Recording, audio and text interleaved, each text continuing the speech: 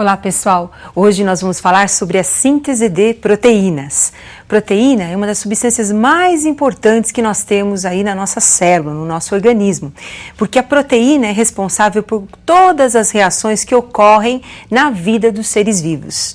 Por exemplo, a cor de um olho depende, se ele for claro ou escuro, da quantidade de pigmento produzido pela célula do olho.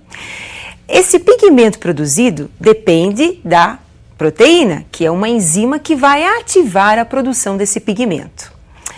E a pergunta inicial desta aula será: como se determinam as características de uma espécie?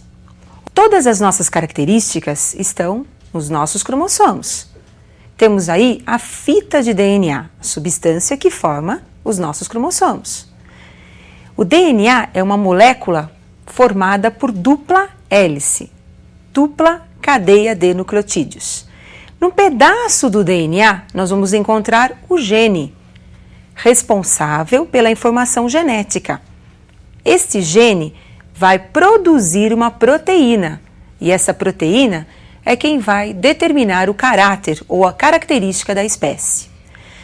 Proteína pode ser uma enzima participando das reações respiratórias e digestórias de uma célula. Pode ser um hormônio, como a insulina, que participa do processo de manter a taxa de glicose no sangue. Proteína também pode ser um pigmento, como a melanina, pigmento da pele. Então, como nós acabamos de observar, o DNA é formado por uma dupla cadeia de nucleotídeos. E os nucleotídeos são representados pelas bases nitrogenadas, como nós acabamos de ver.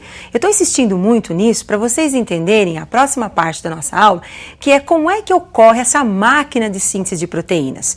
Porque para o DNA traduzir a informação genética, é necessário estabelecer um contato entre o DNA, onde tem a informação, e a síntese da proteína, que são os ribossomos.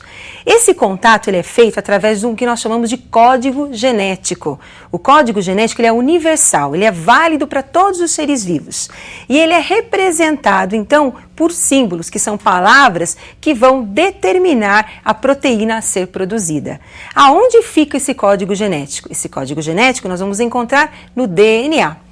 Observe agora uma informação importante para vocês. O DNA ele tem uma sequência de bases nitrogenadas, mas a cada 3 bases nitrogenadas nós vamos encontrar um códon. Esse códon é o responsável, então, pela informação genética que vai codificar o aminoácido. Então, a proteína ela é formada por uma cadeia de aminoácidos. Agora, cada aminoácido vai ter sua correspondência ao códon do DNA.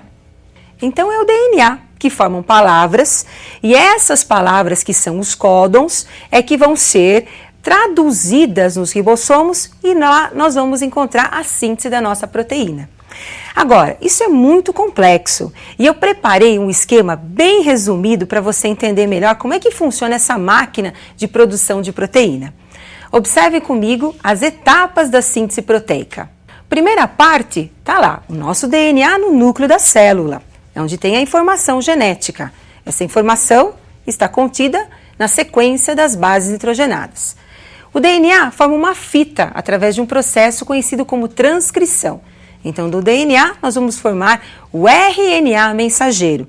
O nome já está dizendo, mensageiro, porque está carregando a informação do DNA. Este RNA mensageiro, ele sai do núcleo através dos poros da membrana nuclear e vai para a carioteca. Aliás, vai para o citoplasma.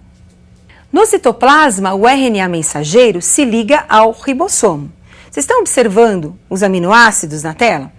Esses aminoácidos entraram na célula após a digestão. Serão aproveitados e serão encadeados nos ribossomos para formar a proteína. Agora, como é que esses aminoácidos chegam até os ribossomos? Eles são carregados pelo RNA transportador. Como é que o RNA transportador carrega esses aminoácidos? Através da informação do RNA mensageiro. Então, observem, toda proteína ela precisa do DNA, que tem a informação, e do RNA, que é quem vai executar essa informação. Porém, Essas informações às vezes podem ser defeituosas, nem sempre as proteínas são produzidas de forma adequada, são proteínas normais. Vamos pensar no caso da insulina, que é uma proteína produzida pelo pâncreas.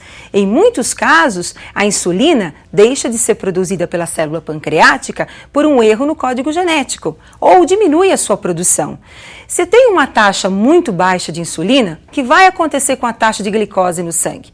Ela vem a subir. É o caso, por exemplo, das pessoas que têm a diabetes. Então, o excesso, de açúcar no sangue que vai causar a diabetes é por uma deficiência da proteína insulina. E essa deficiência, quem foi o culpado da deficiência? Pode ser um problema genético, um problema no gene do DNA.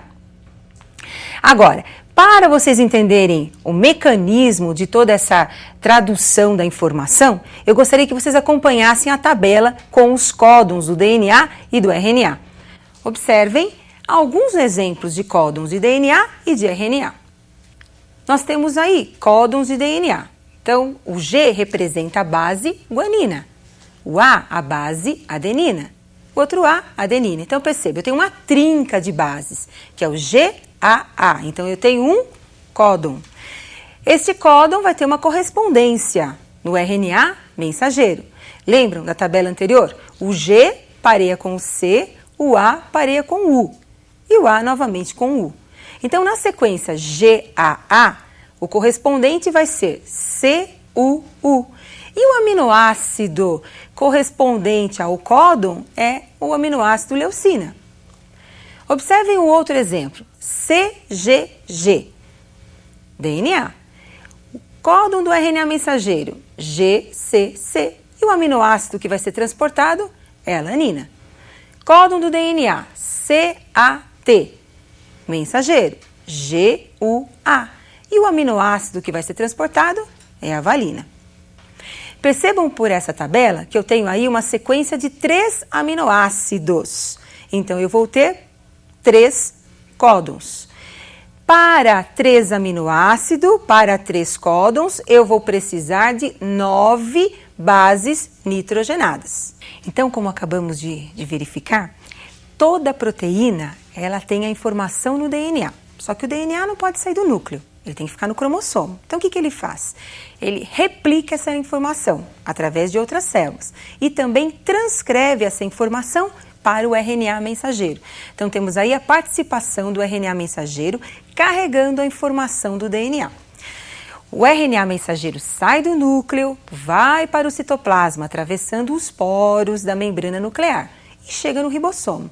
Lá no ribossomo ele se liga e daí nós vamos ter a organização dos aminoácidos. Quem é o responsável pela organização dos aminoácidos? É o RNA mensageiro que tem a informação e o RNA transportador que carrega os aminoácidos até os ribossomos. Daí nós vamos ter a proteína formada. Mas nós temos proteínas com 50 aminoácidos, nós temos proteínas com 400 aminoácidos, enfim, temos aí vários tamanhos de proteína. Essas cadeias de aminoácidos, na verdade, ela é formada por repetições de aminoácidos, porque existem na natureza 20 aminoácidos. Se a cadeia tem 300, é porque entre eles existem repetições dos aminoácidos. Mas quem é que é responsável por essa sequência dos aminoácidos? É o DNA. Por isso, entre muitas proteínas, entre as diversas proteínas que nós temos nos seres vivos, a formação dessas proteínas é que é a característica de cada espécie, que é a característica de cada ser vivo. E essas diversas proteínas é que ajudam no funcionamento da célula, como enzimas, como hormônios, como nós vimos no início da aula.